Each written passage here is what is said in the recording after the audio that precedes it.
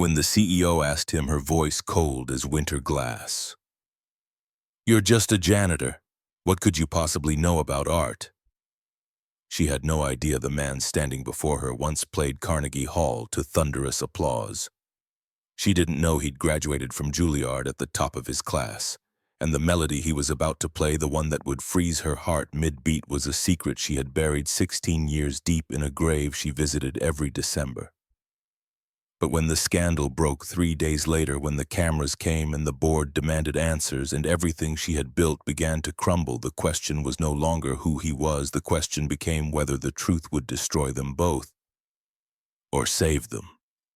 This is that story. The alarm clock read 5:47 when Garrett Hayes opened his eyes in the dark. No snooze button, no groaning protest. Just the quiet discipline of a man who had learned long ago that the world doesn't wait for anyone, least of all a 42-year-old janitor with a son to feed and a mortgage 3 months behind. He sat up slowly, feeling the familiar protest in his right hand. The scars were old now, 12 years settled into the skin like a map of all the dreams he used to have. The fingers still worked, mostly. Enough to push a mop, change light bulbs, fix the things that broke in the gleaming tower where he was invisible. But not enough for what they used to do, not enough for the stages he used to own. The apartment was small, 2 bedrooms in a building where the radiator clanked at night and the neighbors argued in Spanish through walls thin as prayer. But it was clean. Garrett made sure of that. Clean floors, clean dishes, clean laundry folded in neat stacks, because that's what Amanda would have wanted. Amanda. 4 years gone, and some mornings he still reached for her side of the bed, still expected to smell her lavender shampoo in the bathroom. The grief had dulled from a knife to an ache, but it never truly left. It just learned to live inside him, quiet as a held breath. He moved to the kitchen, put the coffee on, pulled eggs from the refrigerator. Owen would be up soon. 8 years old and already showing signs of the man he would become. Smart, curious, too serious sometimes, the way kids get when they lose a parent young and learn that the world can take things away without asking permission. The coffee maker gurgled. Morning light crept through the window, weak and gray, December in the city. The kind of cold that got into your bones and stayed there. Garrett cracked 3 eggs into a pan, added a splash of milk the way Owen liked it, scrambled them slowly, watching the yellow turn solid, thinking about nothing and everything. Bills on the counter, Christmas 2 weeks away. The toy Owen wanted, that cost more than Garrett made in a week. But they would make it work. They always did. But Garrett didn't know that tonight in the gleaming tower where he cleaned floors, he would play a melody that would shatter a CEO's carefully constructed world. And nothing, not his careful invisibility, not his quiet life, not the safe distance he'd maintained for 3 years, nothing would ever be the same again. "Dad," he turned. Owen stood in the doorway, dark hair sticking up in every direction, wearing the Captain America pajamas that were getting too small but that he refused to give up. His mother had bought them. That made them sacred. "Morning, buddy. Sleep okay?" Owen padded over, climbed onto the stool at their narrow counter. "I dreamed about Mom again." Garrett's chest tightened. He kept his voice steady. "Yeah, what was she doing?" "Playing her violin, like she used to, remember?" "I remember." How could he forget Amanda on stage, her bow moving like it was part of her arm? Her eyes closed in that way she had when the music took her somewhere else. She had been brilliant. Not famous, not rich, but brilliant in the way that mattered. Pure talent wedded to pure love for the craft. Cancer had taken her in 8 months. Ovarian. By the time they found it, it had already won. Garrett slid the eggs onto 2 plates, added toast, set one in front of his son. "Eat up, school day." Owen picked up his fork but didn't eat. "Dad, yeah. Why don't you play any more the piano, like you used to with Mom?" The question landed like a punch. Garrett had known it was coming eventually. Kids always asked the questions you didn't want to answer. He looked at his right hand, flexed the fingers. Felt the old injury wake up the way it always did when he thought too hard about it. felt the ghost of what those fingers used to do. Beethoven, Chopin, Rachmaninoff. Pieces so complex they required years of training to even attempt. Juilliard had given him that training. 4 years of brutal discipline and soaring beauty. He'd graduated at 22, top of his class, with job offers from symphony orchestras and performance venues across the country. And then 3 years later, it had all ended in a single moment of crushing metal and screaming pain. Things change, buddy. People change.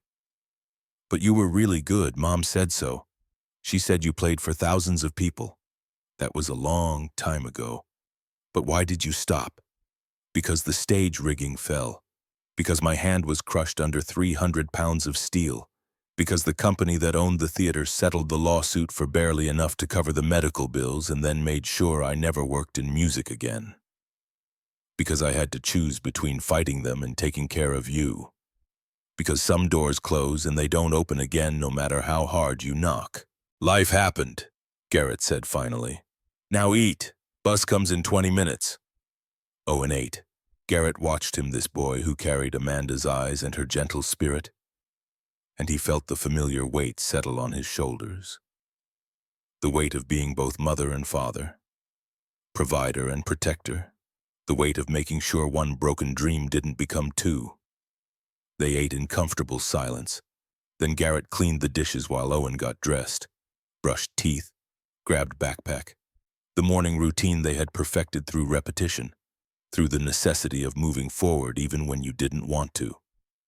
At the bus stop, Owen looked up at him. The Christmas party at your work tonight, can I come? Just for a little while. Garrett hesitated. The Whitmore Holdings annual Christmas party was legendary. Champagne and caviar and executives in suits that cost more than his car. Not exactly a place for an 8-year-old kid. I don't know, Owen. It's pretty fancy. Please, Mrs. Chen canceled sitting for me, and you said I could see where you work. Mrs. Chen, the babysitter, 68 years old and sweet as honey cake, but her hip had been acting up. She had called last night apologetically. No backup plan, and Garrett couldn't afford to miss his shift, not with Christmas coming. Okay, he said, but you stay close to me, and you're quiet. Deal. Owen's face lit up. Deal. The bus came, yellow and rumbling and full of kids who didn't know how lucky they were to have both parents waiting at home. Garrett watched until it turned the corner, then headed for the subway station. The commute took 40 minutes. 3 trains and a walk, long enough to watch the neighborhoods change from broken storefronts to gleaming glass towers. Long enough to feel the shift from his world to theirs. Whitmore Tower rose 70 stories above the financial district, all steel and glass and ambition. At night it glowed like a jewel. During the day it caught the sun and threw it back defiant. Garrett had worked there 3 years and he still felt small every time he walked through the lobby. He went in through the service entrance, down the concrete stairs to the basement where the maintenance staff clocked in, put on his gray uniform shirt with his name embroidered over the pocket, checked his assignment sheet, floors 40 through 55, the executive levels, where the real money lived. He pushed his cart to the service elevator, rode up in silence, stepped out into the hushed elegance of power. Thick carpet, original artwork on the walls, the kind of quiet that only money could buy. For the next 8 hours, Garrett Hayes was invisible. He emptied trash cans, vacuumed offices, changed light bulbs in conference rooms, where decisions worth millions were made by people who never looked at his face. He scrubbed toilets used by men in $1,000 suits. He wiped fingerprints from glass doors. He existed in the margins, in the spaces between importance and oblivion. And he was good at it, not because he loved the work, but because he had learned long ago that how you do anything is how you do everything. His father had taught him that. A factory worker who came home bone-tired every night but who never complained, never cut corners, never gave less than everything he had. Work ethic, dignity, pride in a job done right even when no one was watching. These were the things that mattered, not the size of your paycheck, not the letters after your name, not even the Juilliard degree that now sat in a box in his closet, a reminder of who he used to be. but whether you could look yourself in the mirror and see a man who showed up, who kept his promises, who didn't make excuses. At 3 o'clock, his supervisor found him. Marcus, 56, 20 years with the company, a good man who treated everyone the same whether they wore a suit or work boots. Hayes, need you to stay late for the party setup. Overtime rate. You in? Garrett thought about Owen, about Christmas, about the bills. I'm in, but I'll need to bring my son. Babysitter canceled. Marcus frowned. It's against policy. I know, but I don't have another option. Marcus studied him for a long moment, then nodded. Keep him out of the way, and if anyone asks, you never had this conversation. Thank you. Don't thank me. Just don't make me regret it. The party setup began at 4. Garrett worked with the decorating crew, hanging lights, moving furniture, setting up the massive Christmas tree that took 6 men to position in the lobby. The whole time his mind was calculating. 6 hours overtime. That was the toy Owen wanted. That was groceries for 2 weeks. That was one less thing to worry about. At 6:30, he took the subway back home. Found Owen doing homework at the kitchen table. Got him changed into his nicest clothes. Khakis and a button-down shirt that was slightly too big but clean and pressed. Remember the rules, Garrett said as they rode the train back. Stay close, be quiet, say please and thank you if anyone talks to you. I know, Dad. And if you need anything, you come find me right away. Don't bother anybody else. I know. Garrett looked at his son, 8 years old and already learning how to navigate between worlds. How to be small in spaces that weren't made for people like them. It wasn't fair, but fairness was a luxury they couldn't afford. They arrived at Whitmore Tower at 7:45. The party was already in full swing. The lobby had been transformed into something from a magazine. White lights cascaded down the marble pillars like frozen waterfalls. A massive tree dominated the space, decorated with ornaments that probably cost more than Garrett made in a month. Tables laden with food that people would barely touch. An open bar where drinks flowed freely and loosened tongues made promises they wouldn't remember in the morning. Garrett clocked in, got his assignment, keep the bathroom stocked, clear empty glasses, stay in the background, be invisible. Owen stayed close, his eyes wide at the spectacle. The food, the lights, the beautiful people in their expensive clothes laughing their expensive laughs. Is this where you work every day? Owen whispered. Yeah, buddy, this is it. It's like a castle. Something like that. They moved through the crowd. Garrett collected empty champagne flutes from cocktail tables. Owen followed like a shadow, careful not to touch anything, not to get in the way. Good kid, patient kid, the kind of kid who understood that sometimes you just had to be quiet and let the grown-ups do their thing. But then Garrett saw her. Victoria Whitmore. Even in a room full of powerful people, she commanded attention without trying. She stood on the mezzanine level, surveying her domain with the easy confidence of someone born to wealth and trained for leadership. 34 years old and already legendary in the real estate world, her father's daughter, his successor. Some said better than he ever was. She wore a crimson dress that was simultaneously elegant and daring. Her honey blonde hair fell in perfect waves past her shoulders. But it was her eyes that arrested you. Ice blue, sharp. The kind of eyes that saw through pretense and measured everything, everyone, calculating value and threat in the same glance. Garrett had seen her before, of course. 3 years of working in her building, but always from a distance, always in passing. A glimpse in an elevator, a silhouette behind frosted glass, never up close. Never in a way that required acknowledgement. To her, he was furniture, functional, necessary, invisible. And that was fine. That was safe. That was how it needed to be. Because Victoria Whitmore couldn't know that 16 years ago, when she was 18 and he was 26, he had watched her laugh in the sunlight at a summer music academy. Couldn't know that he had loved her from a distance even then, when he was nobody and she was everything. Couldn't know that the song her first love had written for her, the one she still treasured after Daniel Ashford died, had actually come from Garrett's heart and Garrett's hands. Some secrets were meant to stay buried. He turned away back to his work, but Owen had stopped moving. The boy stood frozen, staring at the dessert table 10 feet away, where a chocolate fountain bubbled like something from a dream. "Dad," Owen whispered. "Can I?" "One thing," Garrett said. "Pick one thing. Then we need to keep moving." Owen's face lit up. He moved toward the table, careful, polite, reaching for a strawberry. But the table was tall. Too tall. He stretched on his toes, fingers just brushing the fruit. And then his foot hit something wet, champagne probably, spilled by some careless guest who'd never had to clean up after themselves. Owen's feet went out from under him. He went down hard. The sound was small but sharp. His knee hit the marble floor with a crack that made Garrett's heart stop. The boy's face crumpled. Blood seeped through his khakis. Garrett was there in 3 strides. He dropped to his knees, pulled his son close. His hands moved automatically, checking for serious injury, finding none. Just a bad scrape. Just pain and shock and the kind of crying that came from surprise more than damage. "You're okay?" Garrett murmured. "You're okay, buddy, I got you." He pulled a clean handkerchief from his pocket. He always carried one. For moments like this. For the spills and cuts and small disasters that came with raising a kid alone.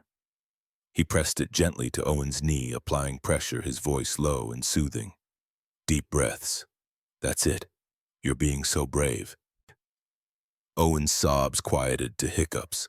His small hands clutched his father's shirt, and Garrett held him right there on the floor of that expensive lobby, not caring who saw or what they thought. His son needed him. Nothing else mattered. But then a voice cut through the moment like a blade. "Can you control your child?" Garrett looked up. A man stood over them. Tall, good-looking in that catalog model way where every hair was perfect and the smile never quite reached the eyes. Expensive navy suit, manicured nails, the kind of man who had never struggled for anything in his life and mistook his luck for virtue. Preston Lockwood, Victoria's fiancé. Garrett had seen his photo in the company newsletter. Private equity. The golden boy who was about to merge his firm with Whitmore Holdings through marriage and ambition. "This is a corporate event," Preston said, his voice tight with irritation. "Not a daycare. If you can't afford a babysitter, maybe you shouldn't have brought him." The words landed like a slap. Garrett felt Owen tense in his arms, felt the shame start to creep in the way shame always did when people with power reminded you of your place. But Garrett kept his voice level, calm. "He's 8 years old. He slipped. It was an accident. An accident that wouldn't have happened if you knew your place." Preston's eyes raked over Garrett's uniform with undisguised contempt. "Your maintenance. There's a service entrance for a reason." Owen's bottom lip trembled. Not from pain now. From something worse. From the understanding that came too early for kids like him. The understanding that the world divided people into categories. Important and unimportant. Worthy and unworthy. Us and them. Garrett's jaw tightened. He opened his mouth to respond, but another voice cut in first. "That's enough." Victoria Whitmore descended the mezzanine stairs with deliberate grace, each step measured, each movement purposeful. When she reached them, she turned to Preston, and the temperature in the room dropped 10 degrees. Her ice-blue eyes fixed on him with a coldness that could frost windows. "You don't have the authority to speak to my employees that way." Her voice was quiet, but it carried. Everyone within 20 feet had stopped talking, stopped moving, watching. "Apologize." Preston's face flushed. "Victoria, I was just—" "Apologize," she repeated. The tone allowed no negotiation, no escape. "Now." Preston's lips pressed into a thin line. "Sorry," he managed. Directed more at the floor than at Garrett or Owen. Victoria turned to Garrett then, and for just a moment her expression softened. She saw the way he held his son, the care in his touch, the protective fury barely restrained in his shoulders. She saw something that felt dangerously close to recognition, though she couldn't name why. "Take care of your son," she said gently. "The first aid kit is in the executive lounge, 5th floor. Use the private elevator." She gestured to the brass doors behind the reception desk. "Take your time." Garrett's throat was too tight for words. He managed a nod, stood carefully with Owen in his arms. The boy was getting too big to carry, but Garrett carried him anyway. Through the silent crowd, past the staring faces, into the elevator that closed them away from judgment. As the elevator doors closed, Victoria returned to the party. But she couldn't shake the image of the janitor holding his son. Something about him felt familiar, like a ghost she'd forgotten to bury. And in 2 hours when he sat at that piano, she would understand why. She would understand everything, and her carefully constructed world would begin to crack. As the door slid shut, Owen whispered against his neck, "I'm sorry, Dad. You have nothing to be sorry for, buddy, nothing." But Garrett was sorry. Sorry that his son had to learn these lessons so young. Sorry that the world was built by people like Preston Lockwood and maintained by people like him. Sorry that being a good man, working hard, doing right, that none of it mattered if you didn't have the right last name, the right education, the right suit. The elevator rose, smooth and silent and infinitely removed from the life they lived below. On the 5th floor, Garrett found the lounge, found the first aid kit, cleaned Owen's scraped knee with antiseptic that made the boy hiss but didn't make him cry, applied a proper bandage, then sat with him on a leather couch that probably cost more than their car. "You okay?" Garrett asked. Owen nodded. "That lady was nice, the one in the red dress." "Yeah, she was. Why was that man so mean?" How do you explain class warfare to an 8-year-old? How do you explain that some people measure worth by the size of your paycheck and the prestige of your job? How do you explain that the world has always been this way and probably always will be?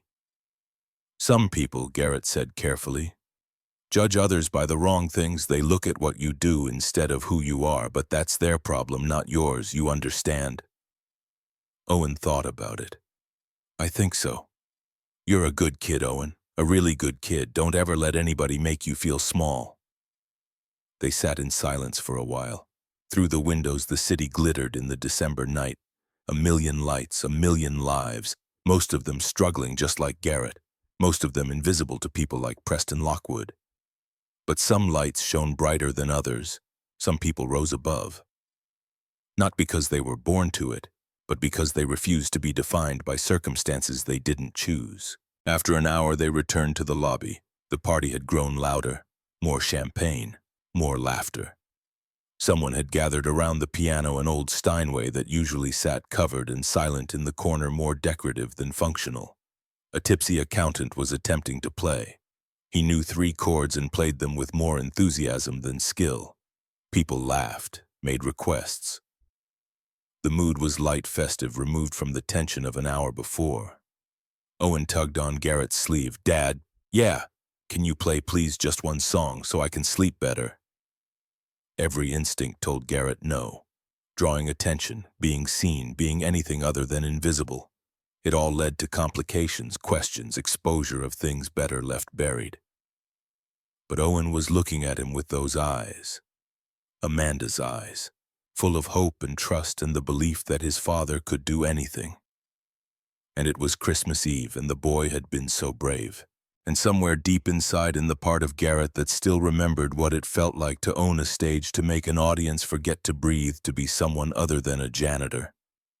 With a broken hand and broken dreams, that part whispered, "Just once, just one more time." "One song," Garrett said. "Then we're going home. Deal, deal." They approached the piano. The drunk accountant stumbled away with a flourish.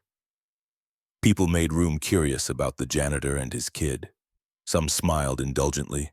Others looked annoyed at the interruption. Garrett sat on the bench. Owen slid in beside him, small and warm and trusting. The keys were cool under Garrett's fingers. It had been so long. Years since he'd played in front of anyone. Years since he'd let himself believe he could still do this. His right hand trembled slightly. The scars pulled tight. Pain flickered like an old warning. But then he closed his eyes, and he remembered. Juilliard. The practice rooms where he'd spent 10 hours a day for 4 years. The professors who'd pushed him harder than he thought possible. the competitions he'd won, the showcases where talent scouts had fought over him. Carnegie Hall when he was 23, the spotlight, the perfect acoustics, the feeling of becoming something more than human, more than limited when the music moved through him. Amanda in the front row glowing with the accident 3 years later. The crushing weight, the surgery, the doctor's sad eyes delivering the verdict. Never professionally again. The long, slow descent from concert halls to warehouse work to this. Janitor, invisible, safe, but still breathing, still alive, still capable of this one thing even if his hand would never be what it was. Garrett began to play. The melody that filled the lobby was unlike anything most of them had ever heard. It started soft, gentle as rain on glass, each note placed with such precision and care that it felt less like music and more like a conversation whispered in the dark. Then it grew, swelled, cascaded into something achingly beautiful, a prayer in sound, longing and loss and love so deep it had no words, only this. Only notes that reached into the chest and pulled at things people forgot they carried. Evermore promise. He'd written it 16 years ago. A boy of 26 at a summer music camp watching a girl with honey blonde hair laugh in the sunlight while she held hands with his friend. Daniel. Brilliant, confident Daniel Ashford who had everything Garrett didn't. Talent that came easy, charisma that drew people like gravity. The girl, Daniel, had started the melody, 8 beautiful bars, but then he'd gotten stuck, couldn't find the path forward, and Garrett, invisible even then, had shown him, had taken those 8 bars and built them into something transcendent. Play it for her, Garrett had said. Tell her it's from you. I'll tell her the truth, Daniel had offered, that you finished it. No, she's meant for someone like you. Not someone like me. So Daniel had played it for Victoria under the stars, had called it Evermore Promise because that's what he was making. Forever, always, a love that would last. 3 weeks later, Daniel was dead. A car accident, rain and speed and the cruelty of chance. And the song had died with him, or so Garrett had thought. He played it now with his damaged hand and his janitor's shirt and his 8-year-old son beside him. He played it from memory, from the marrow of his bones, every note a piece of his heart laid bare. The lobby had gone completely silent, and on the mezzanine level Victoria Whitmore stood frozen. Her hand gripped the brass railing so hard her knuckles turned white. Her face had gone pale as death, because she knew this song. She knew every note, every pause, every aching phrase. Daniel had played it for her 16 years ago, had called it his masterpiece, his gift, the last piece of him she had left after the accident stole everything else. She had never heard it played again. She'd forbidden herself from even humming it, terrified that if she let the grief in it would swallow her whole. But here it was, perfect, complete, exactly as Daniel had played it, except Daniel was dead. So how could this stranger, this janitor, know it? The final note faded into silence. For a heartbeat, no one moved, no one breathed. Then the applause came, scattered at first, then building, people clapping because they recognized beauty even if they couldn't name it, even if they didn't understand why it made them want to cry. Garrett opened his eyes, found Victoria standing 3 feet away. She must have descended the stairs without him noticing. Must have been drawn by the music like a ghost to unfinished business. Her face was pale, her ice blue eyes swimming with unshed tears. "Where did you learn that?" Her voice came out raw, barely above a whisper. Garrett stood slowly, his heart hammered against his ribs. He'd known this moment might come someday, had dreaded it, longed for it, both at once. "It's just an old melody," he said carefully. "Something I picked up years ago." "Don't lie to me." Victoria's voice sharpened. Desperation crept into her tone. "That song, it was written for me, by someone who died 16 years ago. No one else knew it. No one could have known it." She stepped closer, searching his face for answers he wasn't ready to give. "Who are you?" Before Garrett could respond, Owen appeared at his side, sleepy, smiling, oblivious to the storm gathering in the air between the adults. That was beautiful, Dad. Can we go home now? Victoria's gaze dropped to the boy, then back to Garrett. She saw the fear in his eyes, the instinct to shield his child from her intensity, from questions that would unravel everything. She forced herself to breathe, to step back, to remember where she was, but as Garrett gathered Owen's coat and hurried toward the exit, Victoria stood rooted to the spot. The melody still echoed in her skull like a hymn or a curse. She didn't sleep that night. Every time she closed her eyes, she saw Daniel's face, heard his voice promising her forever in notes instead of words. But now another image kept intruding. The janitor's scarred hands moving across the keys, the sorrow etched into the lines around his eyes. The way he'd held his son like the boy was the only thing in the world worth protecting. Who was he? And how had he stolen a piece of her past? Victoria Whitmore did not sleep that night. She tried, lay in her king-sized bed in her penthouse apartment with its floor-to-ceiling windows overlooking the city that she had conquered through sheer will and inherited ambition. The silk sheets were cool against her skin. The room was dark and quiet. Every condition for rest was perfect, but her mind would not stop. It played the melody over and over. Ever more promise. Daniel's song, Daniel's gift. The last piece of him she had allowed herself to keep after the accident had stolen everything else. Except it wasn't just Daniel's anymore, was it? That janitor had played it. Note perfect. Feeling perfect. As if he had written it himself. She threw off the covers at 3 a.m, paced her apartment in bare feet and silk pajamas, stood at the windows watching the lights of the city blink and pulse like a living thing that never truly slept. How the question circled in her head like a predator. How could a janitor know a song that only 3 people in the world had ever heard? Daniel, herself, and Thomas Bradford, Daniel's mentor at the Summer Music Academy 16 years ago. Unless. Victoria's breath fogged the glass. Unless there had been someone else. Someone Daniel never mentioned. Someone invisible even then. At 5 a.m, she gave up on sleep entirely. Showered, dressed in charcoal slacks and a cream silk blouse. Made coffee she didn't drink. Sat at her dining table with her laptop and pulled up the employee directory for Whitmore Holdings. Garrett Hayes, age 42, hired 3 years ago. Position maintenance level 2. Previous employment listed as warehouse work, grocery stock. Odd jobs scattered across the city. No college degree mentioned. Emergency contact, Owen Hayes, age 8, son. No mention of music. No mention of education beyond high school. No mention of anything that would explain how a man who cleaned toilets could play like he had studied at Juilliard. But Victoria had learned long ago that what people didn't say was often more important than what they did. She picked up her phone, dialed. It rang 4 times before a sleep-rough voice answered. Thomas Bradford speaking. Thomas, it's Victoria Whitmore. I need to see you today. A pause. Then Victoria. It's 5:30 a.m. I know what time it is. Can you come to my office 10 o'clock? It's important. Does this have something to do with 10 o'clock? She repeated. Then hung up before he could ask more questions. She sat back, stared at the file on her screen, at the sparse information that told her almost nothing about the man who had somehow become the most important person in her world overnight. Garrett Hayes. Who are you? And why do you have my ghosts?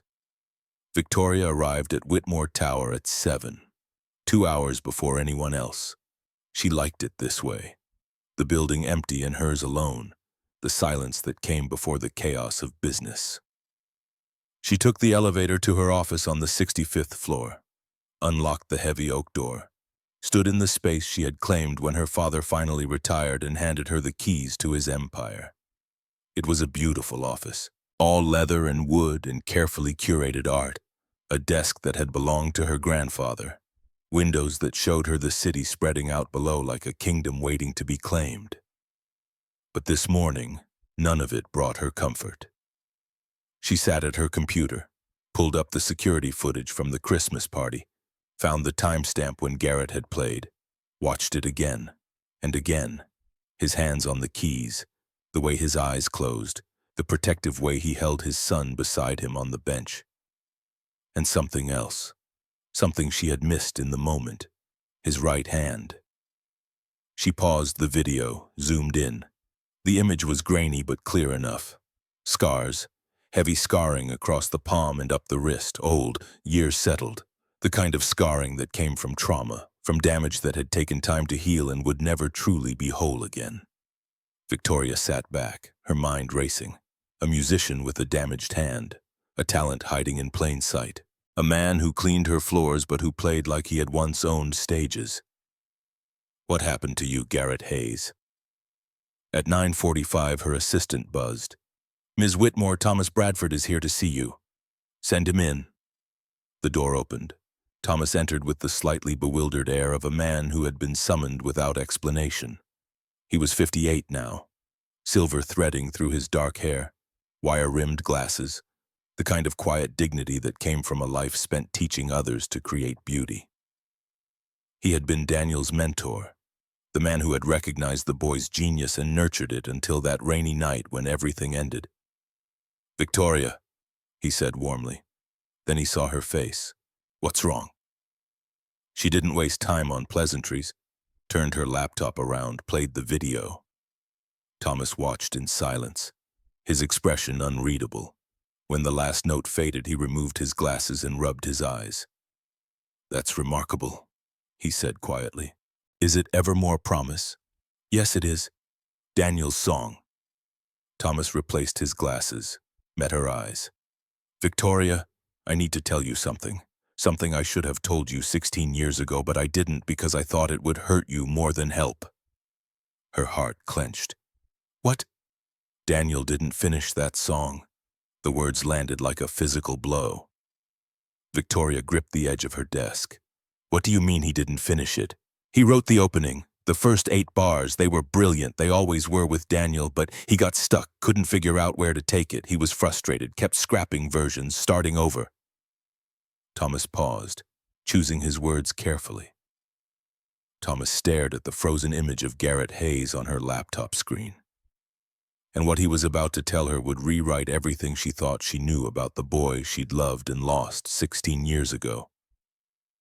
There was another student at the academy that summer, quiet kid, talented but overlooked. Daniel asked him for help. The other student took those 8 bars and completed them, turned them into something extraordinary. Victoria felt the room tilt. Who was the other student? I don't remember his name. It's been so long. He didn't fight for credit. When Daniel died, he just disappeared. I never corrected the record because I thought it would dishonor Daniel's memory.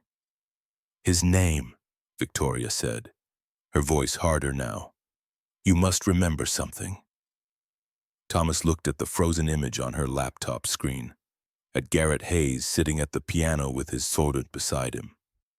It could have been him, Thomas said slowly. But I can't be sure. The boy I remember was 20 years younger, had his whole life ahead of him. What I can tell you is this: whoever finished that song understood love and loss in a way most people never will. He poured his heart into those notes, made something that would last. Victoria's hands were shaking. She pressed them flat on the desk to still them. Where is Garrett Hayes now? I don't know, her assistant said through the intercom when Victoria asked. He's not scheduled for a shift today. Victoria pulled up his file again, found his listed address, a building on the east side, 20 minutes by car. She stood, grabbed her coat. Where are you going? Thomas asked. To find the truth. The building where Garrett Hayes lived was nothing like Victoria's world. 4 stories of brick and broken dreams, graffiti on the walls, the smell of garbage and poverty, windows covered with sheets instead of curtains. She climbed the stairs to apartment 3B, knocked, no answer. She knocked again, harder, still nothing. A door opened behind her, an elderly woman peered out. You looking for Garrett? Yes, do you know where he is? The woman studied Victoria with the sharp eyes of someone who had survived by learning to read people, saw the expensive coat, the designer purse, the gulf between their worlds. He left, the woman said. 2 days ago. Paid his rent through the end of the month. Took the boy and their things. Didn't say where they were going. Left, why would he leave? The woman shrugged. Maybe he had his reasons. Maybe he didn't want to be found. The door closed. Victoria stood in the hallway, her heart pounding. He ran. Garrett Hayes had seen her at that party, had seen the questions in her eyes, and he had run, which meant he had something to hide, or something to protect. 3 days, no sign of Garrett Hayes anywhere in the city. Victoria told herself she wasn't obsessed. She was just looking for answers. But deep down she knew the truth. She was terrified he was gone forever. And then on the 4th night, piano music drifted through the empty building, and she ran. 3 days passed. Victoria barely left her office. She had private investigators searching, security going through footage, every resource she could marshal, trying to find a janitor who had vanished into the city like smoke. Nothing. Garrett Hayes had disappeared as completely as if he had never existed, and Victoria discovered something about herself that she had forgotten. Something she had buried under years of board meetings and merger negotiations, and the careful construction of a woman who didn't need anyone. She discovered that she was terrified, not of him, but of losing him, of never knowing the truth, of spending the rest of her life haunted by a melody and the ghost of a question she couldn't answer. Preston noticed. Of course he did. "You're distracted," he said over dinner at an expensive restaurant where the food was art and the portions were insults. "The wedding is 6 weeks away. We have decisions to make." Victoria pushed her food around her plate. "I need more time." "Time for what?" "Everything." Preston's jaw tightened. He was handsome in that catalog way. All the right features arranged in all the right proportions. But there was no warmth in him, no softness, just ambition wrapped in an expensive suit. Their engagement had been her father's idea, a merger disguised as a marriage. Preston's private equity firm, her real estate empire. Together they would be unstoppable. Except Victoria had never loved him, had never even pretended to. And suddenly, sitting across from this man who would be her husband, she realized she couldn't do it, couldn't spend her life next to someone who made her feel nothing. But she didn't say any of that. Instead, she said, "I just need a few more days." Preston's eyes narrowed. "This isn't about that janitor, is it? The one from the party?" "Of course not." "Good, because that would be embarrassing for both of us." The threat was subtle but clear. Preston had his pride, his reputation, and he wouldn't tolerate being made to look foolish. Victoria said nothing, just smiled the smile she had perfected over years of navigating rooms full of predators in suits. But inside, something had shifted. Something was cracking in the armor she had built so carefully. On the 4th night, Victoria worked late again. The building empty except for security and the cleaning staff. She stood at her window watching the city lights and thinking about nothing and everything. Then she heard it. Piano music. Faint. Drifting up from somewhere below. Her heart stopped. She knew that melody. Would know it anywhere. "Evermore Promise." Victoria moved without thinking. Left her office. Took the emergency stairs because the elevator would be too slow. Descended flight after flight, her heels echoing in the concrete stairwell. The music grew louder as she reached the lobby level.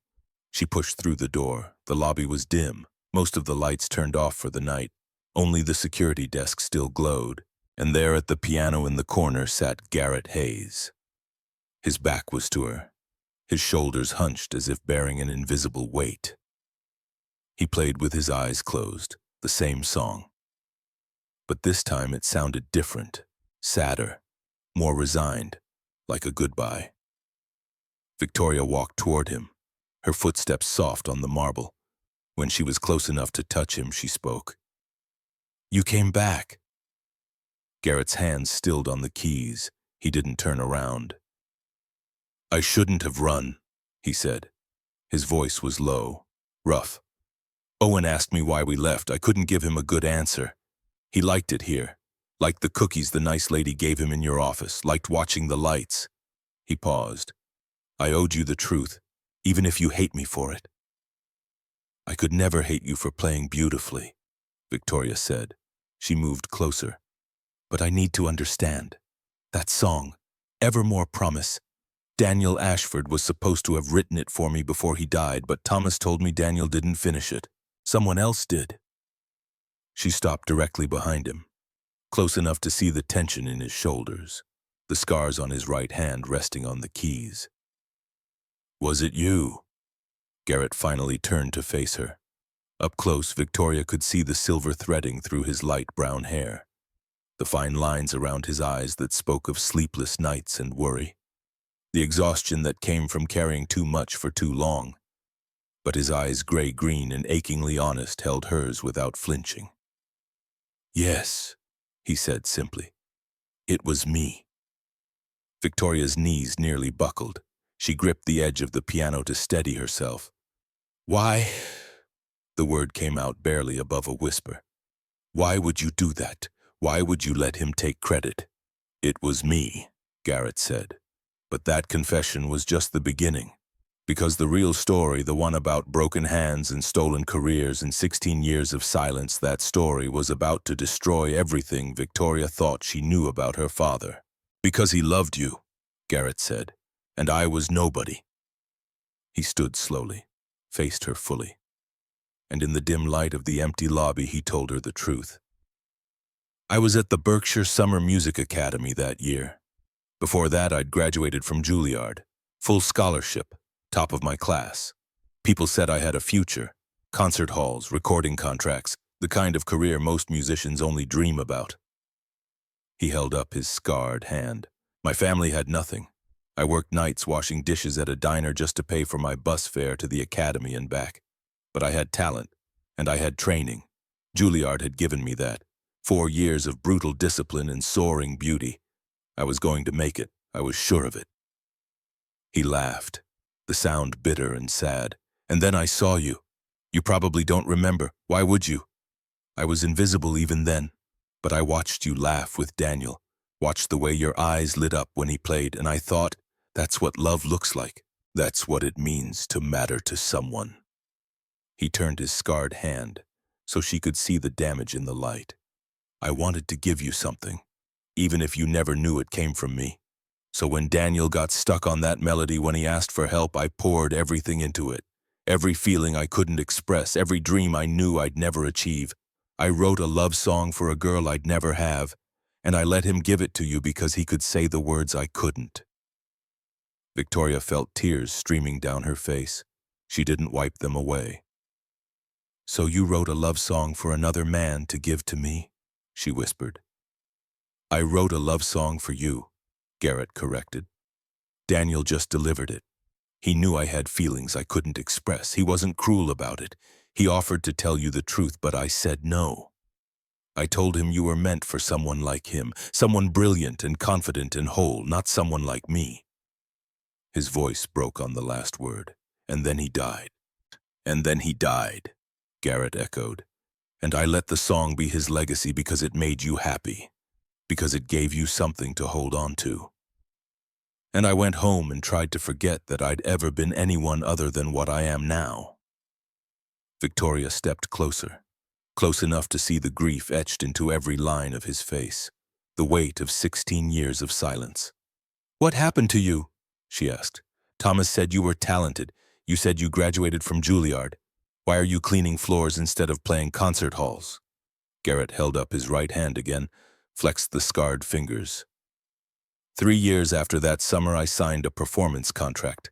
Small venues at first, building a career note by note. Then I got my big break, a showcase at a major theater. Your father's company, actually, Whitmore Productions. Victoria's blood turned to ice. There was an accident during setup, stage rigging. Someone had approved substandard equipment to save money. I saw it falling. Pushed the cellist out of the way. My hand got caught. He said it matter-of-factly, as if he was describing something that had happened to someone else. 3 surgeries later, the doctor said I'd never play professionally again. The bones didn't heal right, the nerves were damaged. The company settled quietly, gave me barely enough to cover the medical bills, then they terminated my contract and made sure I never worked in music again. Victoria felt sick. My father's company. Your father's company, Garrett confirmed. I didn't know who you were when I took this job. I needed work. Any work. But then I saw your name on the directory and I wondered, and then I saw you. And I knew. He met her eyes. I stayed because I'm a coward. Because seeing you from a distance was better than not seeing you at all. Because after Amanda died, this was the only connection I had left to the person I used to be. Even if it meant cleaning the floors of the building that destroyed my career. Amanda, Victoria said, your wife. 4 years ago, cancer. She was a violinist. We met at a music school where I was teaching kids for minimum wage. She saw me. Really saw me. Not the career I lost or the hand that didn't work right, just me. We had 8 good years together before the cancer took her. His voice roughened. Owen isn't biologically mine. She was pregnant when we met. The father wanted nothing to do with it. I adopted him the day he was born. He's my son in every way that matters. Victoria was crying openly now. For Daniel. For Garrett. For the cruelty of a world that broke beautiful things and called it business. I'm so sorry, she whispered. For everything. For my father. For not seeing you. For... She didn't finish. Because the lobby doors burst open, Preston Lockwood strode in, his face flushed with anger. Behind him, 2 men in suits flanked a third figure, Richard Whitmore. Victoria's father walked with the same imperious bearing that had defined his 30 years as CEO. Silver hair slicked back, charcoal suit impeccable, but his eyes, cold and calculating, held nothing but contempt as they landed on Garrett. So it's true, Richard said, his voice dripping with disdain. My daughter has been sneaking around with the help. Victoria stepped between her father and Garrett. What are you doing here? Preston called me. Said you were making a fool of yourself over some janitor who's trying to extort you with a sob story about an old accident. He's not trying to extort anyone, Victoria said sharply. And that accident wasn't his fault. It was ours. It was yours. Richard's lips curled. It was business. Sometimes sacrifices have to be made for the bottom line. The man was compensated fairly. Fairly? Victoria's voice rose. You destroyed his career and paid him barely enough to cover his medical bills. You ruined his life. I made a business decision, Richard corrected, and he was mediocre at best. If he'd actually had talent, he would have found a way to succeed despite the injury. Instead, he's cleaning toilets. Which is exactly where he belongs. Garrett remained silent, his jaw tight, his hands clenched at his sides, but he didn't argue, didn't defend himself. Because what was the point? Men like Richard Whitmore didn't listen to people like him. But then a small voice cut through the tension. Daddy. Everyone turned. Owen stood in the doorway. He must have been sleeping in the break room where Garrett sometimes let him wait during late shifts. Now he stumbled forward, rubbing his eyes, drawn by the raised voices. Daddy, what's happening? Why is everyone yelling? Garrett moved immediately, placed himself between his son and the men who represented everything he had learned to fear. It's okay, buddy, we're leaving. But Preston stepped forward, his lip curled in disgust. This is exactly the problem. You're so busy playing house with this man and his brat that you've forgotten what's at stake, Victoria. Our wedding is in 6 weeks. Merging your company with my firm's investment portfolio will create a powerhouse, but if word gets out that you're involved with him... He gestured at Garrett with contempt. We lose everything. Investors will pull out. Your board will question your judgment. He turned to Victoria, his voice hard. It's over. End this now, or I'll end it for you. Victoria looked at Preston, really looked at him, saw him clearly for the first time. This man who wanted to marry her not for love but for leverage, who measured worth in dollar signs and saw people as assets or liabilities. Who would build an empire on the backs of men like Garrett and never lose a moment's sleep.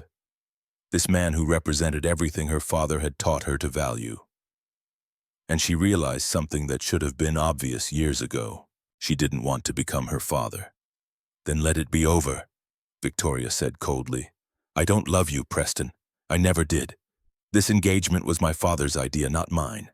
and I'm done letting him dictate my life. Preston's face purpled. You ungrateful. No. Victoria's voice cut through the lobby like a blade. Let's talk about gratitude. Let's talk about how you've sacrificed every meaningful relationship I could have had because they weren't profitable enough. Let's talk about how you taught me that love was a weakness and power was the only thing that mattered. She turned to her father. And let's talk about how you stood by and watched an innocent man's life fall apart because saving money was more important than doing the right thing.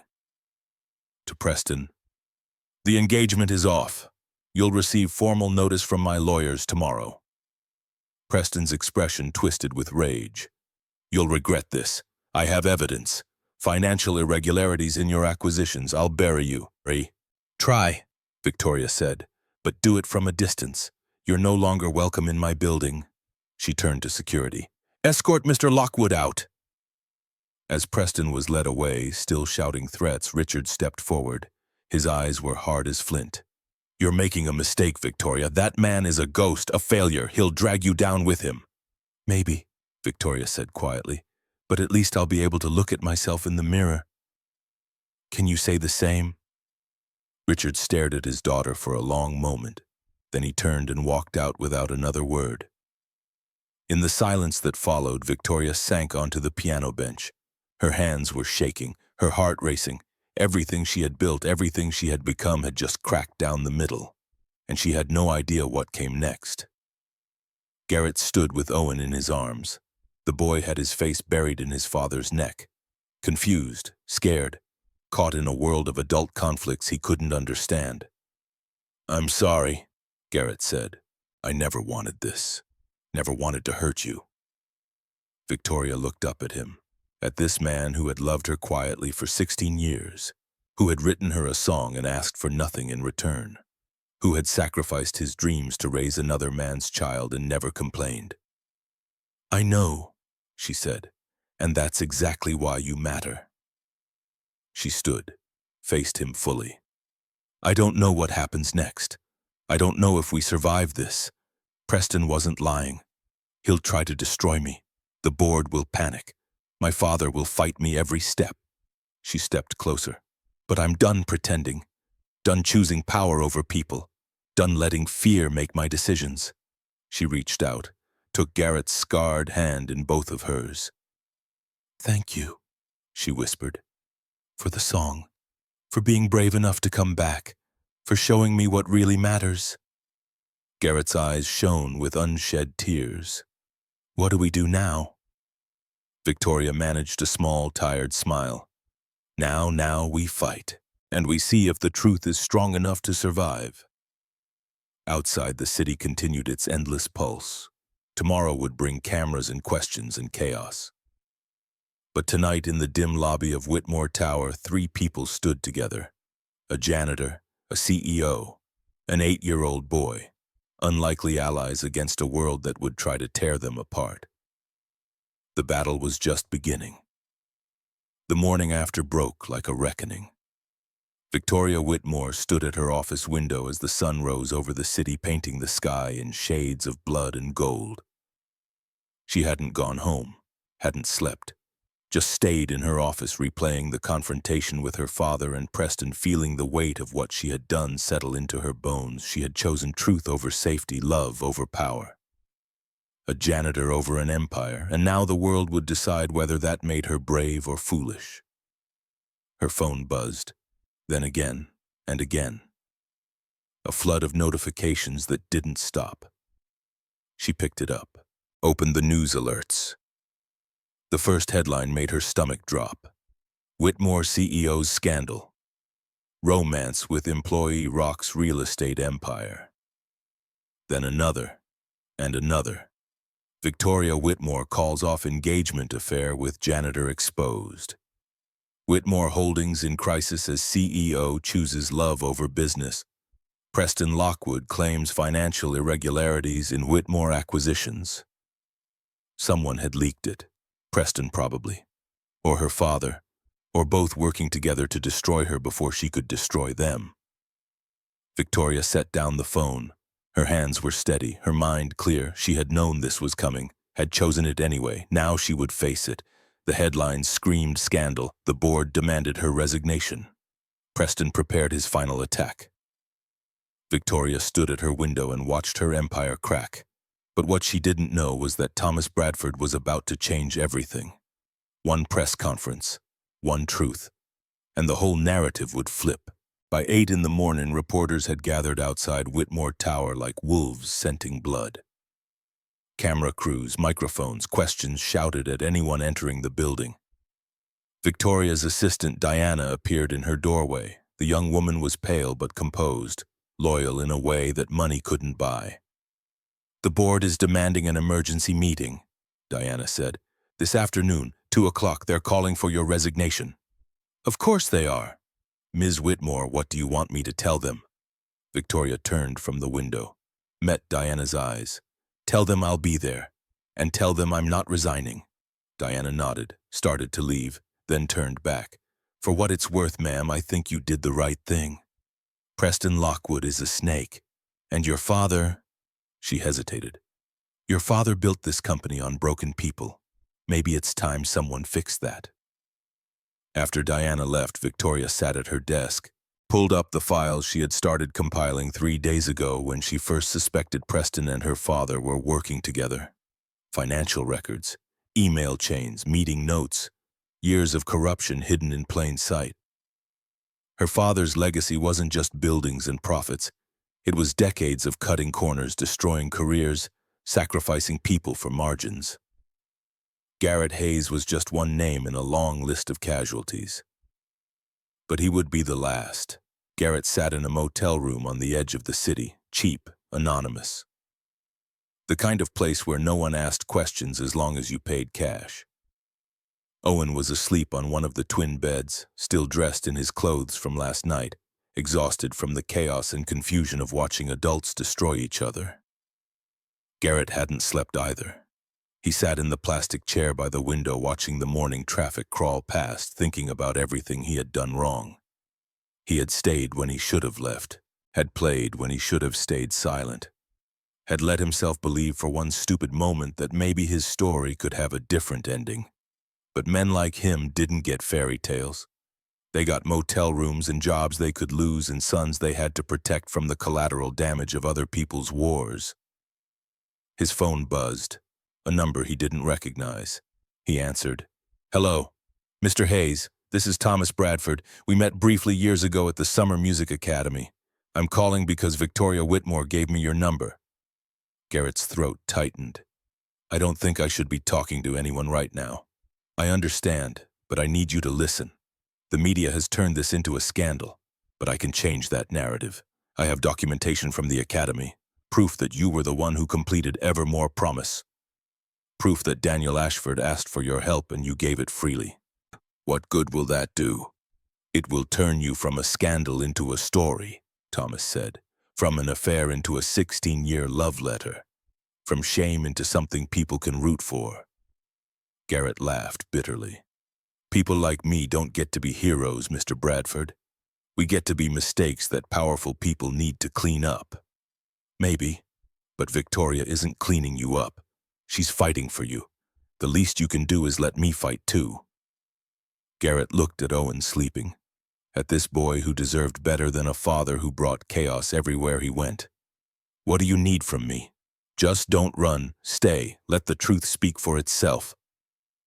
After he hung up, Garrett sat in silence. Outside, the world kept moving. Inside, he felt like he was drowning. The first week was hell. Every morning brought new headlines, new speculation. Paparazzi camped outside Garrett's motel until a kind security guard from Whitmore Tower helped him move to a different hotel under a different name. Victoria's phone rang constantly. Board members demanding explanations, investors threatening to pull funding, lawyers from Preston's firm filing motions for emergency injunctions. But she didn't run, didn't hide. She showed up to the office every day at 7 a.m., took every meeting, answered every question with the same calm certainty. I did what was right, and I'd do it again. Meanwhile, Garrett struggled with sudden visibility. Reporters shouting questions when he dropped Owen at school. Former colleagues from his music days emerging to give interviews. Some supportive, others opportunistic. Is it true you were a Juilliard graduate? Did you plan this to extort Victoria Whitmore? How does it feel to go from concert pianist to janitor to whatever you are now? He wanted to disappear, take Owen and drive until they found a town where no one knew their faces. But then Victoria would call, late at night, just to talk. Not about the scandal or the board or the headlines, but about small things. Owen's homework, a book she'd read, the way the city looked from her window. "You still there?" she'd ask. "Still here," he'd answer. And somehow that was enough to make him stay. By the second week, the narrative began to shift. Thomas Bradford called a press conference. Victoria watched it live on her office television, her heart in her throat. Thomas stood at a podium holding sheet music, 16 years old. And what he was about to reveal, the proof that Garrett Hayes was the true composer, would transform a scandal into the love story of the year. Thomas Bradford filled the screen, standing at a podium. Behind him, blown-up photographs from the Summer Music Academy, young faces, musical instruments, and sheet music. The original handwritten score of Evermore Promise. Thomas's voice carried the quiet authority of someone who had spent his life in pursuit of truth. "My name is Thomas Bradford. Miss Thomas. 16 years ago, I taught at the Berkshire Music Academy. One of my students was Daniel Ashford. Brilliant, charismatic, destined for greatness. Another student was Garrett Hayes, a Juilliard graduate, quiet, overlooked, but equally talented." He held up the sheet music. "This is Evermore Promise, the song that Daniel Ashford played for Victoria Whitmore the summer before he died. The song everyone believed was his legacy. But I'm here to tell you the truth. Daniel wrote the opening 8 measures, but he couldn't complete it. He asked Garrett Hayes for help, and Garrett did what few artists would do. He poured his heart into completing someone else's vision, not for credit, not for recognition, but because he loved the girl the song was for, even though she would never know." The camera cut to close-ups of the sheet music, 2 different handwritings clearly visible, one bold and confident, one careful and precise. "After Daniel died, I let the world believe the song was entirely his. I thought I was protecting his legacy, but I was erasing Garrett's contribution. And today I'm correcting that mistake. Garrett Hayes is not a scandal. He is an artist who gave his gift freely and asked for nothing in return. He graduated from Juilliard at the top of his class, had a promising career ahead of him, until an accident at a theater owned by Whitmore Productions destroyed his hand and ended his dreams." Thomas paused. Let that sink in. And the woman who sees his worth isn't confused. She's seeing clearly for the first time, because sometimes the most extraordinary people are the ones everyone else overlooks. The screen split, now showed footage from the Christmas party, Garrett playing, his scarred hands moving across the keys, Owen beside him, the beauty of the moment undeniable. Then another clip, an interview, and Victoria's heart stopped, because it was Owen. The 8-year-old sat in what looked like a community center. Someone had filmed him on a phone, asked him questions in a gentle voice. "Owen, can you tell us about your father?" The boy looked at the camera with those serious eyes that had seen too much too young. "My dad is the best person I know. He works really hard, and sometimes his hand hurts because it got broken a long time ago. But he still plays piano for me at night. He plays songs for my mom. She died. But Dad says music is how we remember people we love." Owen's voice wavered but held. An 8-year-old boy's words, "Being nice is more important than being fancy." Simple, true, and somehow those words would be the ones that saved them all. Because the board meeting was about to begin, and everything hung in the balance. "The lady in the red dress was nice to me when I got hurt, and people are saying she's bad now because she likes my dad. But I don't think that's fair. I think grown-ups forget that being nice is more important than being fancy." The interview ended. The news anchor came back on, and her voice had softened. "A story we thought was a scandal may actually be something else entirely. A 16-year love letter, an artist who gave everything and asked for nothing, and a woman brave enough to see past titles and tax brackets to the character underneath. Public opinion is shifting," she said. Social media is now using the hashtag #EverMorePromise to share stories of hidden sacrifices and invisible heroes.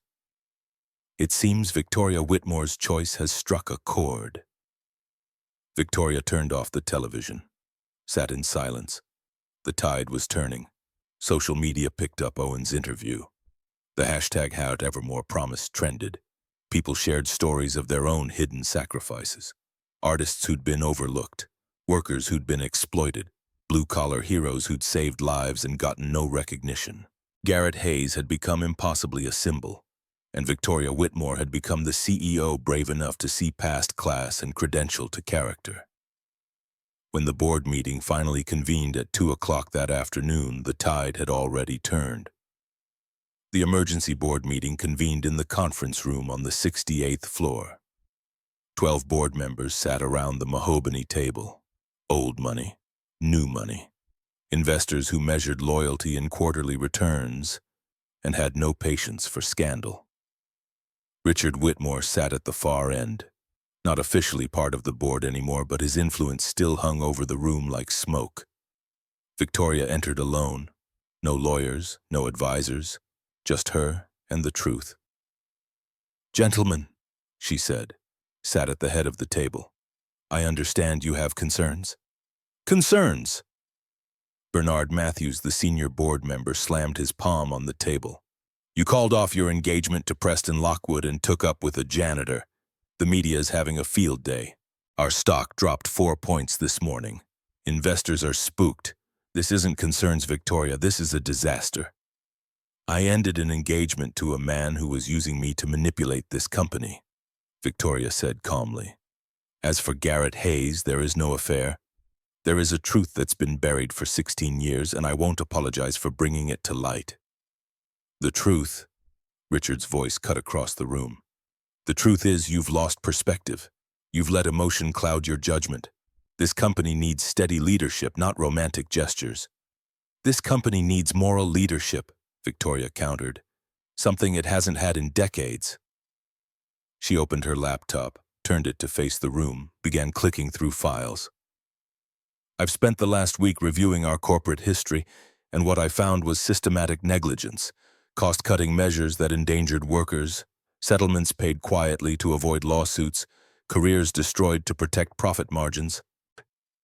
She pulled up an email, her father's email, from 12 years ago. "This is correspondence approving substandard stage rigging for a theater renovation. Whitmore Productions. The rigging failed. A young pianist named Garrett Hayes, a Juilliard graduate with a promising career, was injured. His hand was crushed. His career ended. We paid him $40,000 and called it settled." She looked at her father. "The medical bills alone were $60,000. You left him in debt. Then you blacklisted him from the industry, made sure he could never work in music again." Richard's face remained impassive. "Ancient history, and irrelevant. It's relevant because it shows a pattern of treating people as expendable, and I won't continue that legacy." "Then you'll destroy everything I built," Richard said coldly. "No, I'll fix what you broke." The room erupted, board members arguing, some defending Richard, others questioning Victoria's judgment, the chaos rising like a tide. Then Bernard Matthews raised his hand. Silence fell. "Victoria, we appreciate your moral stance, but this board's responsibility is to shareholders, not to settling old debts. If you can't separate personal feelings from business decisions, perhaps you're not fit to lead."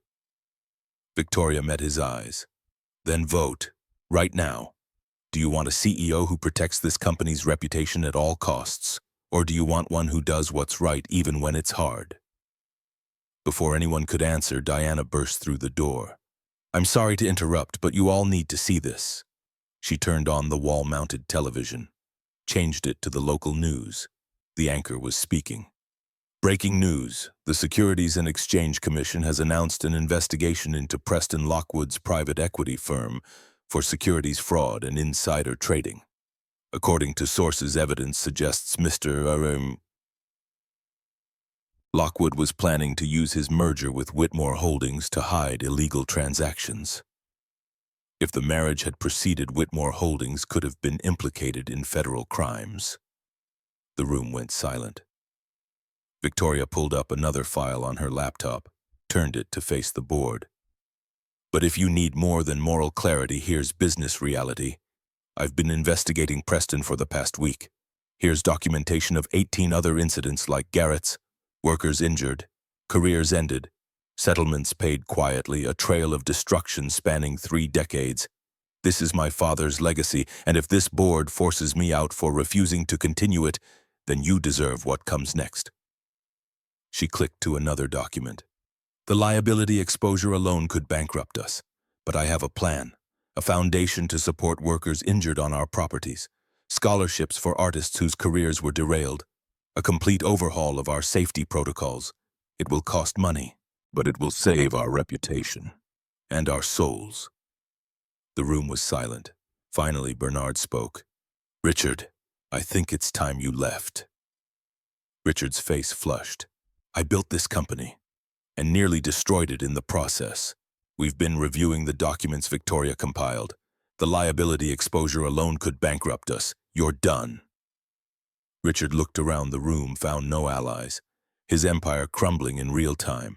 He stood, straightened his suit, looked at his daughter with something that might have been respect or might have been hatred. You'll regret this. Maybe, Victoria said, but not as much as I'd regret becoming you. He left without another word. Bernard turned to Victoria. The board votes to keep you as CEO, unanimously, on the condition that you implement the reforms you outlined. Victoria nodded. Thank you.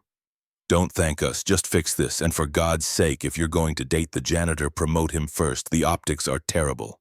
It was meant as a joke, but there was wisdom in it. The weeks that followed were not easy. Preston's firm collapsed under the weight of the SEC investigation. He fled the country. Some said Europe, others said South America. No one cared enough to find out. Richard moved to Florida, bitter, isolated. Occasionally he would call Victoria, leave voicemails she never returned. The relationship was broken beyond repair. But Victoria had other relationships to build. She found Garrett and Owen a proper apartment, safe, comfortable.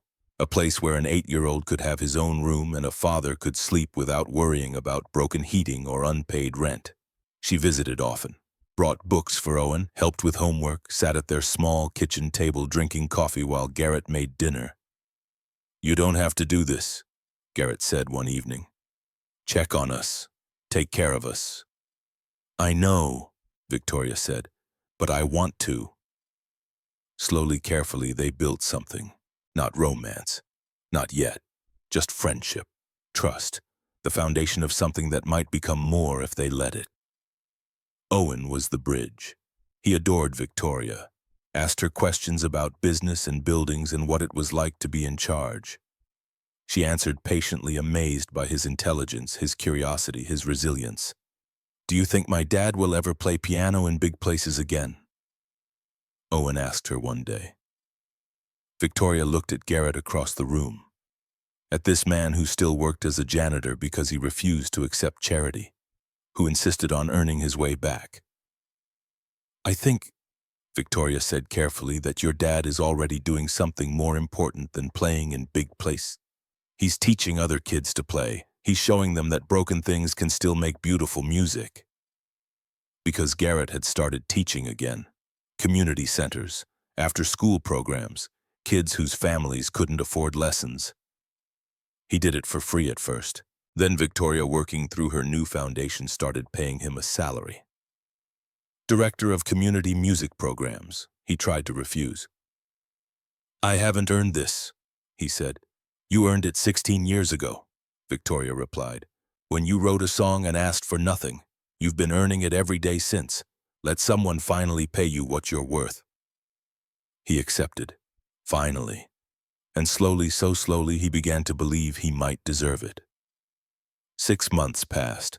Whitmore Holdings announced the Daniel Ashford Memorial Scholarship, funded by Richard's severance package, an act of atonement he'd agreed to under threat of criminal prosecution. The scholarship would support young musicians from low-income backgrounds. Kids like Garrett had been, Invisible, overlooked, burning with talent that the world might never see. The announcement made headlines, positive ones this time. Victoria Whitmore's redemption arc, the CEO who chose conscience over profits and made it work. Stock prices stabilized, then rose. Turns out investors liked companies with souls, and on a Saturday afternoon in June, Victoria and Garrett took Owen to the park. They bought hot dogs from a vendor, sat on a bench while Owen chased pigeons. The sun was warm, the sky impossibly blue. "I've been thinking," Victoria said quietly, "about the future.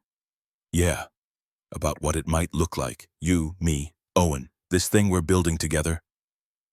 Garrett turned to face her. "And what does it look like? Uncertain, complicated, worth it."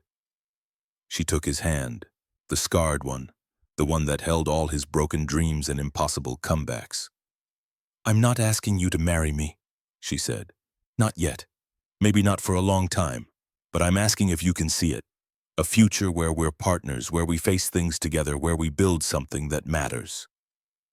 Garrett looked at this woman who had chosen truth over empire, who had risked everything for a melody and a memory and a man who cleaned her floors. "Yes," he said, "I can see it." Owen ran back to them then, breathless and grinning. "Can we get ice cream?" Victoria laughed. "Absolutely."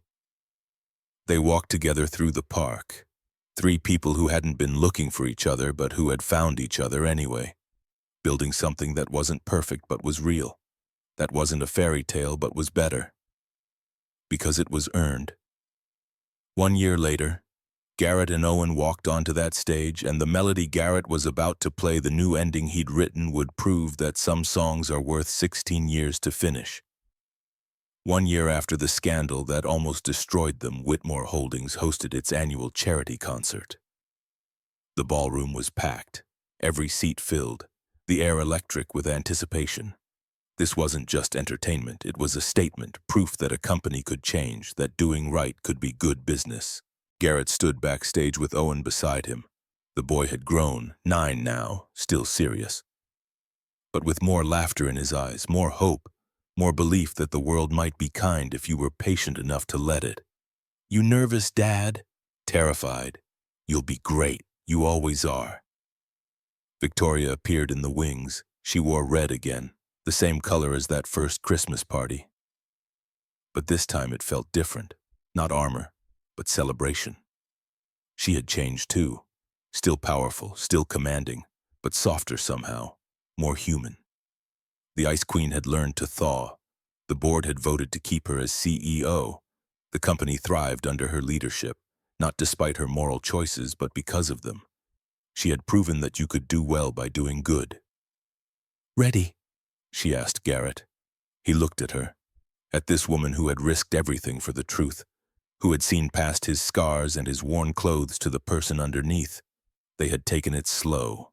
Coffee on Sunday mornings, walks in the park with Owen, conversations that lasted until midnight about dreams and disappointments and what it meant to start over. No dramatic declarations, no fairy tale romance, just two broken people learning to trust again. Learning that maybe, just maybe, they deserved something good. "I'm ready," he said. The lights dimmed, the crowd quieted. An announcer's voice filled the space. "Ladies and gentlemen, please welcome Director of Community Programs Garrett Hayes and his son Owen." They walked onto the stage together, father and son. The piano waited like an old friend. They sat side by side on the bench. Owen's small hands found the lower keys. Garrett's scarred hands found the melody. And they played. Ever more promise filled the ballroom. The song that had started everything, that had connected past to present, grief to hope, lost to love. But this time the ending was different. Garrett had written a new coda, a series of cascading phrases that spoke not of loss, but of hope, of second chances, of love that waited patiently in the shadows until it was finally called into the light, of broken things made beautiful again. The audience was silent, transfixed. Some wept openly. When the last note faded, the applause was thunderous. Standing ovation. Everyone on their feet. But Garrett barely heard it. He looked at Owen. At this boy who had taught him that being a father was the most important thing he would ever do. That legacy wasn't measured in standing ovations but in bedtime stories and homework help and showing up every single day. Then he looked at Victoria in the wings. At this woman who had chosen truth over comfort. Who had shown him that maybe, just maybe, his story wasn't over yet. After the concert, after the reception, after the photographs and the interviews and the celebrations, Victoria found Garrett on the balcony overlooking the city. The night was clear, stars visible despite the city lights. Rare and precious. Owen had gone home with Diana, who had become like a favorite aunt. The adults needed time to talk. "You were wonderful," Victoria said. "Owen did most of the work." "Don't do that. Don't diminish what you are." Garrett smiled. "Old habits?" Victoria stood beside him, close but not touching. The space between them charged with possibility. "I've been thinking," she said, "about this, about us, about what comes next. And I don't know. I don't have a plan. I don't have a strategy. For the first time in my life, I'm just here, present, willing to see where it goes." Garrett turned to face her fully. "I'm 42 years old. I have a 9-year-old son. I drive a car that's older than some of my students. 6 months ago, I was cleaning floors for a living." "You direct community programs for a living," Victoria corrected. "You teach children music. You give them hope. You show them that broken things can still create beauty." Semantics. Point is, I'm not the fairy tale. I'm not the hero who sweeps you off your feet. I'm just a man who's trying to be better than he was yesterday. Victoria reached out, took his scarred hand in both of hers. "That's exactly why you matter. Because you know that heroism isn't about grand gestures, it's about showing up. Being consistent, doing the hard work of being good when no one's watching." She squeezed his hand. "I don't need a fairy tale, Garrett. I need someone real. Someone who understands that love isn't just feeling, it's choosing every day, even when it's hard." "And you think I'm that person?" "I think you've been that person for 16 years. You wrote me a song and asked for nothing. You raised a son who isn't biologically yours and never once wavered. You lost everything and kept your dignity intact. Yes, I think you're that person." Garrett's eyes shone in the starlight. "I'm terrified of disappointing you." "Good. That means you care. That means you'll try." She smiled, not the Ice Queen smile, but something warmer, more vulnerable. "I'm not asking for forever right now. I'm just asking for today, and tomorrow, and the day after that. Can you give me that?" Garrett thought about Amanda, about the 8 good years they'd had, about how she'd told him on her deathbed, "Don't stop living when I'm gone. Don't stop believing you're worth loving." He thought about Owen asking when Victoria was coming over again, about the way the boy's eyes lit up when she brought books or helped with homework, or just sat and listened to him talk about dinosaurs or space or whatever obsession had captured his imagination that week. He thought about the melody he'd written 16 years ago, how it had taken all this time to find its proper ending, how sometimes the best stories took decades to finish. "Yes," he said, "I can give you that." Victoria rose on her toes, kissed him, soft and sure, tasting of champagne and promises. When they broke apart, Garrett's eyes were bright with unshed tears. "Thank you," he whispered. "For what? For seeing me. For being brave enough to fight for this. For teaching me that maybe I'm worth fighting for." Victoria smiled. "You were always worth it. You just couldn't see it." They stood together on that balcony looking out at the city that had tried so hard to break them and failed. Tomorrow would bring new challenges, new questions, the slow, steady work of building something real. But tonight, under the rare stars, they had this moment, imperfect, uncertain, absolutely true, and it was enough. Epilogue. 6 months later. Garrett stood at the piano in the community center. Around him, 15 kids aged 7 to 12 sat with instruments or waited for their turn at the keys. This was his life now, teaching, passing on what he knew to kids who might never play Carnegie Hall but who deserved the chance to try. who deserved to know that music wasn't just for the privileged or the perfect. It was for everyone who needed to say something words couldn't express. Owen sat in the back doing homework, 9 years old and already more mature than Garrett had been at twice that age. He came to every class, helped the younger kids, showed them fingering techniques his father had taught him. Victoria appeared in the doorway.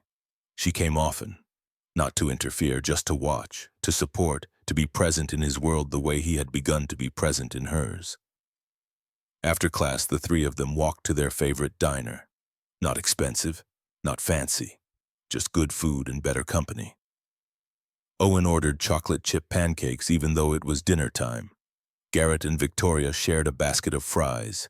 The conversation flowed easy, natural, like a family, because that's what they were becoming. Slowly, carefully, building trust one day at a time. The board approved the expansion, Victoria said. 3 more community centers, full arts programs, music, visual arts, theater. We're calling it the Second Movement Initiative. Garrett smiled. I like that. It was your idea, the name. Remember, you said every great piece of music has more than one movement. This is just the beginning. They watched Owen talk to the waitress, polite and charming, this boy who had lost his mother, but who had gained a father who chose him every single day. I've been thinking, Victoria said quietly, about the future. Yeah, about what it might look like long term. Us, together, building something that lasts. Garrett set down his fork, looked at her seriously. What are you saying? I'm saying I love you. I'm saying Owen is the best kid I know, and I'd be honored to help raise him. I'm saying I want to wake up next to you and argue about whose turn it is to make coffee and go to Owen's piano recitals and build something real. She took his hand across the table. I'm not proposing, not tonight, but I'm telling you where my heart is, and asking if yours is in the same place. Garrett felt tears prick his eyes. It is. God, Victoria, it is. I just didn't think I was allowed to want this. Didn't think I deserved it. You deserve everything, she said fiercely, and I'm going to spend however long it takes convincing you of that. Owen returned to the table, slid into the booth, looked between the 2 adults and grinned. Are you guys being mushy again? Victoria laughed. Maybe a little. Good. You should be. You're good together. Out of the mouths of babes. That night, after they dropped Owen at home, Garrett sat at his piano, the one Victoria had given him. Modest but well-made, perfect for their small apartment, he played quietly. Not Evermore Promise this time. But something new, something that captured this moment, this feeling, this slow, steady knowledge that his life, improbable as it was, had become exactly what it needed to be. Not a tragedy, not a triumph, but a story still being written, one note at a time. And in the other room, Victoria listened and smiled because some melodies take 16 years to finish. But the wait she had learned is always worth it. The best songs aren't the ones that come easy. They're the ones you build slowly, through patience and pain and perseverance, through showing up even when it's hard, through believing that broken things can be made beautiful again if someone brave enough is willing to try. This was their song now, his and hers and Owen's, imperfect, uncertain, absolutely true, and it was enough, more than enough, it was everything.